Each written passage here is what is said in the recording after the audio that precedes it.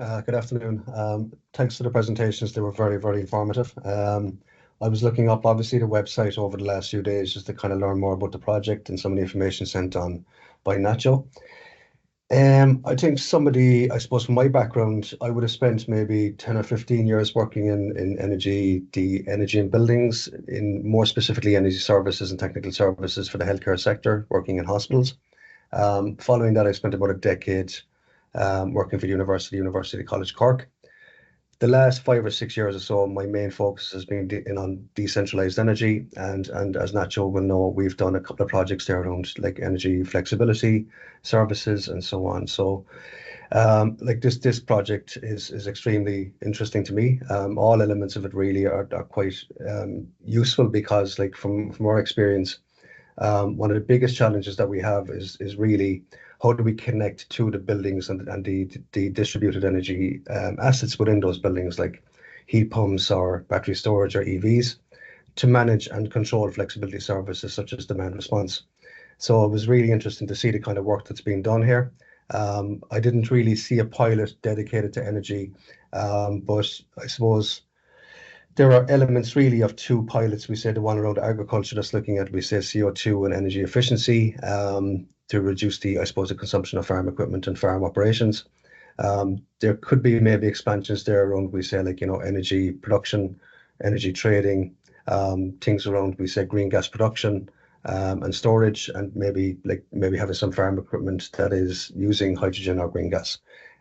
So while that would be, I suppose, an additional pilot, there's elements of what you're doing in terms of data collection and IoT, which would be very useful for gathering information and data about farms and operations of farms, which would help, we say, with organizing things like analyzing generation and load in farms to see what could be done, we said, to decarbonize the agriculture sector, which is a big challenge, we say, for Europe and for national governments.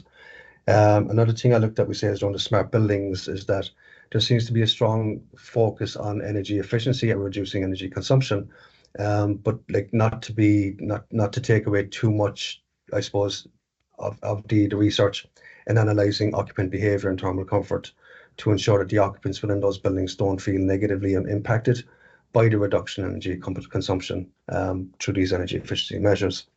The things I really liked about I suppose, the presentations this morning was that the architectures is just extremely detailed, and the amount of work that's going into this project is vast and comprehensive. So it was really good to see the architectures of each of the different parts of the project.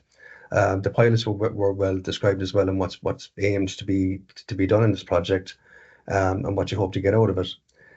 Some of the weaker things, I suppose, that I was a bit unsure of was around the fabrics. So, I mean, I'm happy to have another meeting if somebody wants to go through those in a bit more detail with me, to explain the fabrics in a bit more detail and how they work and how they operate. So I think other than that, it was quite good.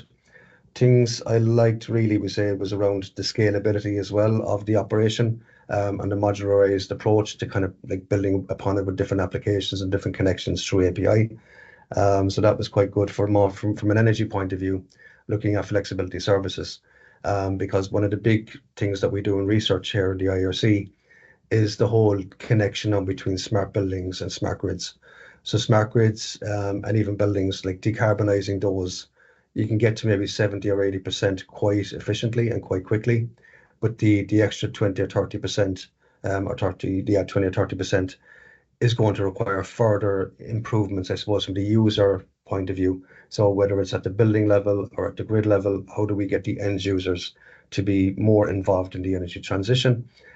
So gathering more information and more data on how these things interact will be very, very helpful from our point of view. From an exploitation point of view, that's quite good, because, as I said, it's one of the biggest challenges that we've had to kind of work on and try to overcome is trying to create the necessary IoT and connections to the data. And what this project also brings is the governance aspect of who's responsible for the data, protecting the data, trying to analyze and to create actions at the source, at the building level, to protect the data from, I suppose, from GDPR point of view. So there's quite a lot going on that I was very impressed with. Another big thing that I saw, we say, was the whole self-healing capabilities. This would be important from us from an energy perspective, that if we have some building that's providing a service, that we're able to connect to that building and constantly be in interacting with that building through the IoT. So having self-healing capabilities at the endpoint would be very useful for us in maintaining that connection and participating in those flexibility services. The interoperability elements as well between the different sectors and the different tools, I think, is going to be really strong in creating that data hub, really, that you can access data for stronger algorithms as well. Okay, I think that's it.